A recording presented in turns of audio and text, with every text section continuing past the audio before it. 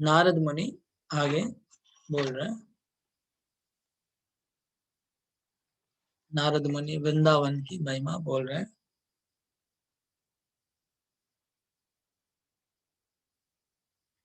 जो जो लीलाएं श्री कृष्ण ने अपनी सुंदर बाल्य चेष्टाओं में ब्रज में की है, जो जो लीलाएं श्री कृष्ण ने जो जो लीलाएं सुंदर बाल्य चेष्टाओं में ब्रज में जो की है, वे पहले किसी अवतार में कहीं भी नहीं की। जो जो लीलाएं श्री कृष्ण ने ब्रज में अपनी बाल्य चेष्टाओं में जो जो लीलाएं की, ऐसी लीलाएं श्री कृष्ण ने अपने पिछले अवतारों में कहीं पर भी ऐसी लीलाएं नहीं की। जैसे माखन का चोरी करना, पुतना वध करना, सकट के नीचे बैठ के सकट को उड़ा देना, मिट्टी खा लेना, अगासुर बकासुर, जो जो लीलाएं श्री कृष्ण ने बाल्य चेष्टा के अंतर्गत की हैं, ऐसी लीलाएं श्री कृष्ण ने अन्य किसी भी अवतार में कभी भी नहीं की। ऐसी लीला श्री कृष्ण ने वृंदावन में की। उनके लिए और अवतारों से ऐसी लीलाएं करना भी दुष्कर है। और ये जो लीलाएं श्री कृष्ण ने ब्रज में की है बाल्य चेष्टाओं के द्वारा, ऐसी लीला श्री कृष्ण के लिए दूसरे अवतारों में करना भी दुष्कर है। दूसरे अवतारों में वो लीला नहीं कर पाएंगे जो लीला बाल भाव से श्री कृष्ण ने ब्रज में कर ली, ऐसी लीला दूसरे अवतारों में नहीं कर पाएंगे। मेरी रचना श्री कृष्ण निरंतर श्री कृष्ण लीला रस का पान करना चाहती है। तद तद विनोदामृत सागरम में पिबेत्यलम में रसनावगाहितुम।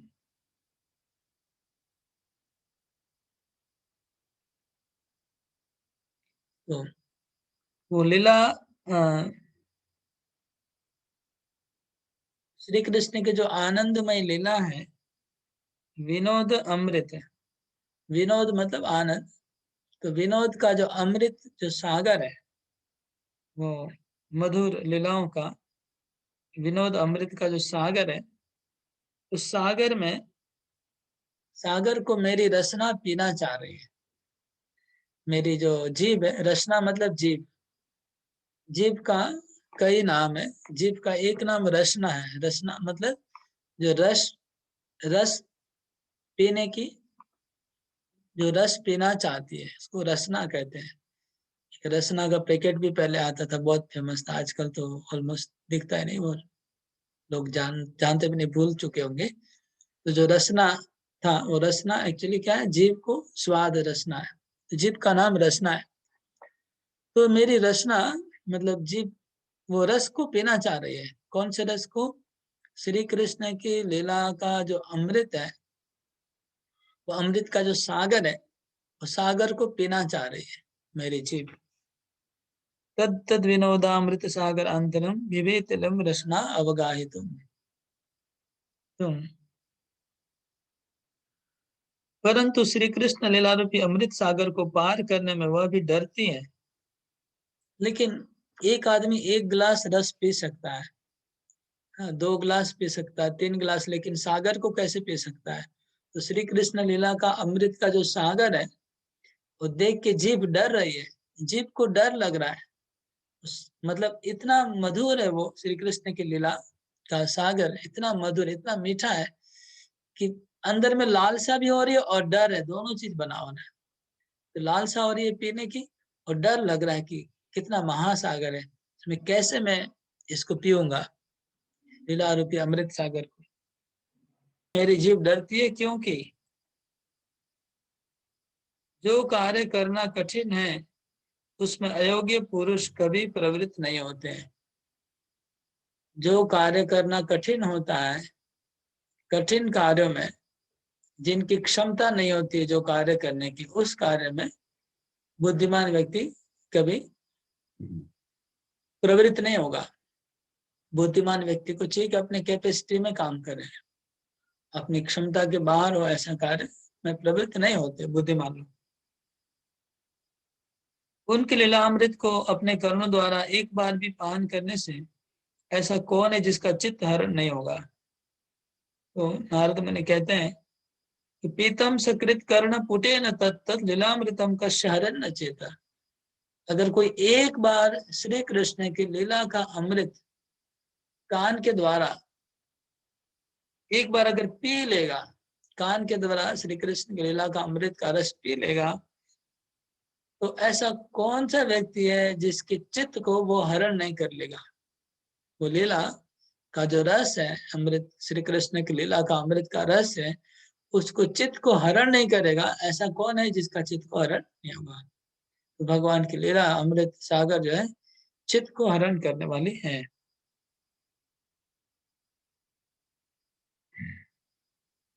इसलिए मेरी जीवा भी लालायित होकर लज्जा को त्याग कर उन लीलाओं का वर्णन करने में प्रवृत्त हो रही है। तो आ, नारद मुनि कहते हैं कि मेरी जीभ बहुत लालची हो गई है। लालची, जैसे जब किसी को अचार दिखता है तो जीभ में लार पड़ने लगता है। अचार को देख के जीभ में पानी आता है। अचार का नाम सुन के भी जीभ में पानी आता है। क्यों? क्योंकि अचार का जो स्वाद है जीभ ने पहले लिया हुआ है, तो नाम सुन के जीभ में पानी आता है। तो अभी श्री कृष्ण की लीला का जो अमृत है, वो अमृत का रस एक बार जो पी लिया है, नारद मुनि की जीभ को लालच लग रही है, मतलब उनको पानी आ रहा है जीभ में, मुंह में पानी आ रहा है नारद मुनि की। क्यों? खाली उनको पता है कि ये रस हमको पीना है, लीला कृष्ण की लीला का अमृत का रस पीना है। लेकिन प्रॉब्लम क्या है? प्रॉब्लम यह है कि ये सागर है, वो सागर को पीना संभव नहीं है जीव के लिए। और दूसरा प्रॉब्लम क्या है? दूसरा प्रॉब्लम कि जो व्यक्ति जो बुद्धिमान होता है वो देखता है कि अपना जो कैपेसिटी के बाहर उसको कार्य में, जैसे आपको आपको अगर भूख लगा है बहुत, और आपके सामने एक बहुत मिठाई का भंडार है, और आपको पता है कि आप ज्यादा नहीं खा पाएंगे। कितना खा पाएंगे? समझ लीजिए आप 500 ग्राम खाना खाएंगे या 1 किलो खाना खाएंगे। लेकिन लालच से जब भूख लगी और इतना सुंदर मीठा और रंगीला इतना सुंदर भोजन है कि देख को लालच आ जाते हैं, और आप क्या कहते हैं, बहुत ज्यादा प्लेट में डाल देते हैं। मतलब खा पाएंगे अगर 500 ग्राम तो 2-4 किलो प्लेट में, लालच से। तो इसी प्रकार नारद मुनि कहते हैं कि तो आदमी को शर्म, लोगों को शर्म आती है ना, ज्यादा खाना उठाने में शर्म तो आती है कि तुम्हारा जितना कैपेसिटी उससे ज्यादा तुम इतना प्लेट में ले रहे हो। लेकिन लोभी व्यक्ति वो उठा लेता है। इसी प्रकार नारद मुनि कहते हैं कि मेरे मन में इतना लोभी हो गई है, मेरी जीवा इतने लालची हो गई है कि ये अमृत का सागर पी नहीं पाएगी। उसको पता है, लेकिन उसको इस कार्य में प्रवृत्त नहीं होना चाहिए, क्योंकि इसके लिए कैपेसिटी के बाहर है, इसमें नहीं घुसना चाहिए। लेकिन ये लालच मेरी ऐसी है कि वो लज्जा को त्याग कर चुकी है, शर्म छोड़ दे रही है।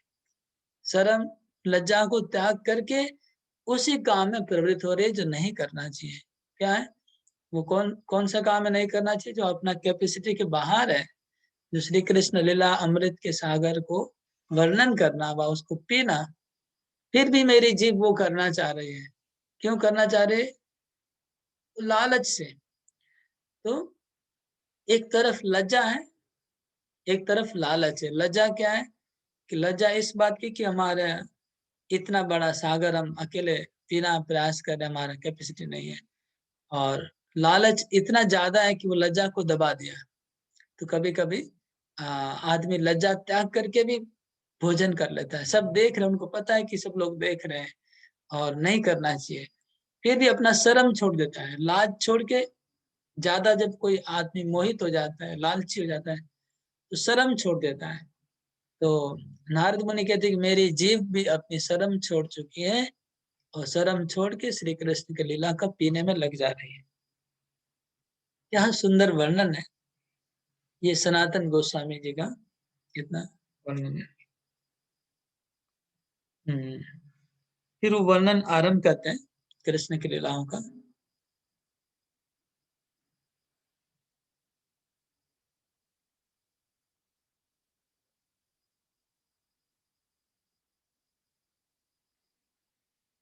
भगवान श्री कृष्ण की जिस समय अवस्था 3 महीने की थी, जब श्री कृष्ण 3 महीने के थे, सोते सोते अपने कोमल चरणों से बड़े भारी संकट को तोड़ दिया।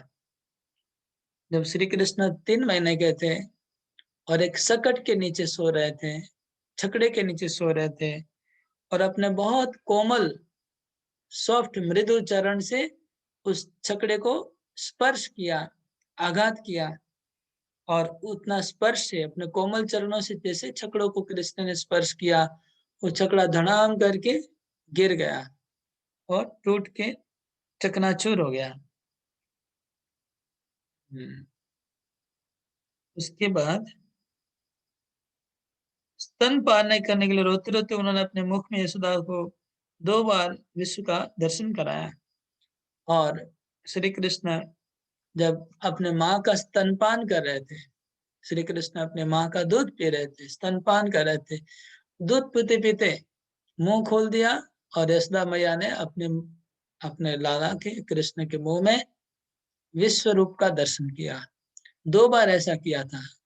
वो मतलब दूध पी रहे, पीते पीते अंगड़ाई लेते हैं, जैसे कभी कभी पेट भर जाने से उबास लेते हैं ना, तो पीते पीते अंगड़ाई लिया, मुंह खोला, उबास लिया, और उसमें अपना यशोदा मैया ने देख लिया कि कृष्ण के मुंह में विश्व रूप है, ब्रह्मांड है। पूरा ब्रह्मांड को अपने मुंह में दिखा दिया श्री कृष्ण ने, विश्व का दर्शन करा दिया।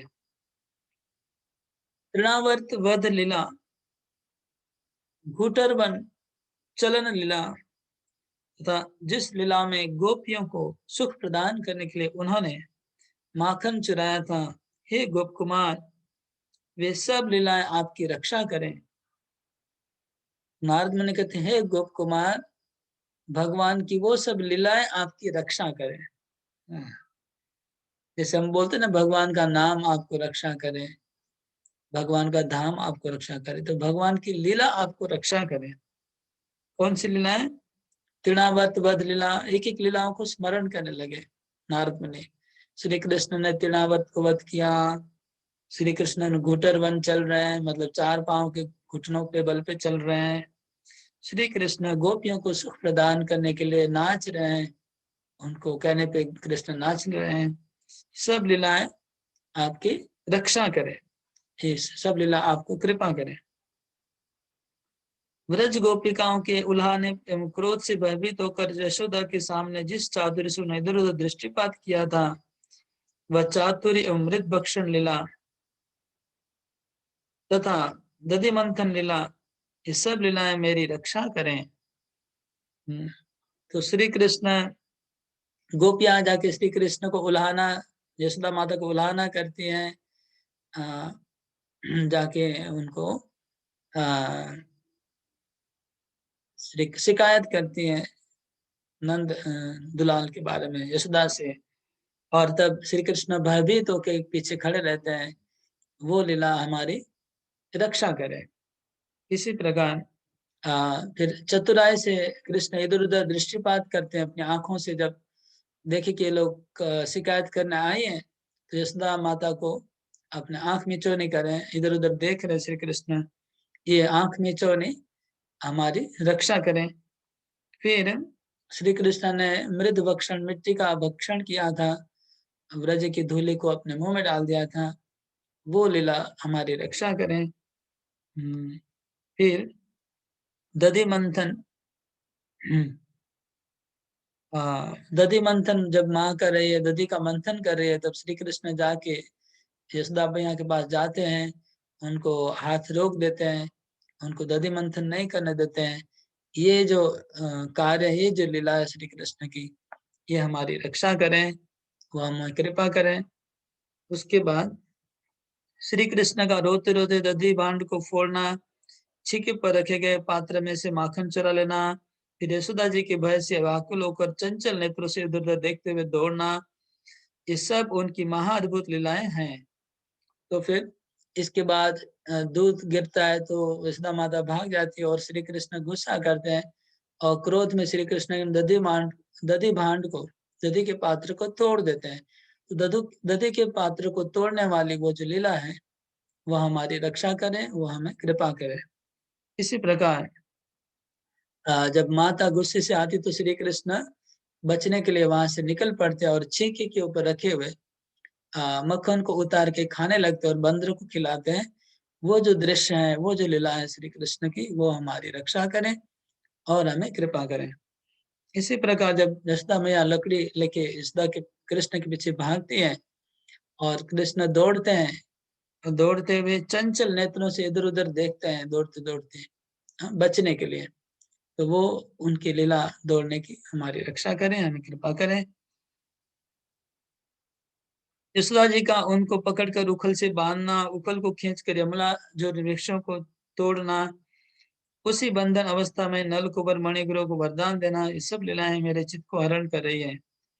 तो उसी प्रकार फिर आगे यशोदा मैया श्री कृष्ण को उखल से बांध देती है और श्री कृष्ण अपने दोनों हाथों से उनकी आंखों को मसलते हैं और रोने का अभिनय करते हैं। वो दृश्य, वो लीला हमारे चित्त को हरण करें, हमको कृपा करें और हम रक्षा करें। इसके बाद श्री कृष्ण को बांध के यशोदा चले जाती है। श्री कृष्ण उखल को गिराते हैं, उखल को गिराते हैं। आकर्षणम, उखल को खींच के घुटनों के बल पे, चार पांव पे श्री कृष्ण चलते हैं और उसके पीछे पीछे उखल को खींच के ले जाते हैं। तो वो जो दृश्य है, वो लीला है, वो हमारा चित्त का हरण करें, उसका हम स्मरण करें और हमारी रक्षा करें। इसके बाद उस उखल को दोनों वृक्षों के बीच में कृष्ण अटका देते हैं, अटका के खींच के उसको तोड़ देते हैं। दोनों वृक्षों को, अर्जुन वृक्षों को तोड़ते हैं भगवान। तो वो लीला हमारी रक्षा करे, हमें हमारे चित्त को आकर्षण करती है। और फिर उस बंधन अवस्था में भी श्री कृष्ण ने यमला अर्जुन दोनों का उद्धार किया और उनको वरदान प्रदान किया। उस बंधन अवस्था में ही है, बंधे हुए हैं, लेकिन हाथ से ऐसे करके यमला अर्जुन को आशीर्वाद दे रहे और वरदान दे रहे। वो श्री कृष्ण हमारी रक्षा करे। इस प्रकार नारद मुनि श्री कृष्ण की ब्रज लीलाओं का एक के बाद एक वर्णन किए जा रहे हैं।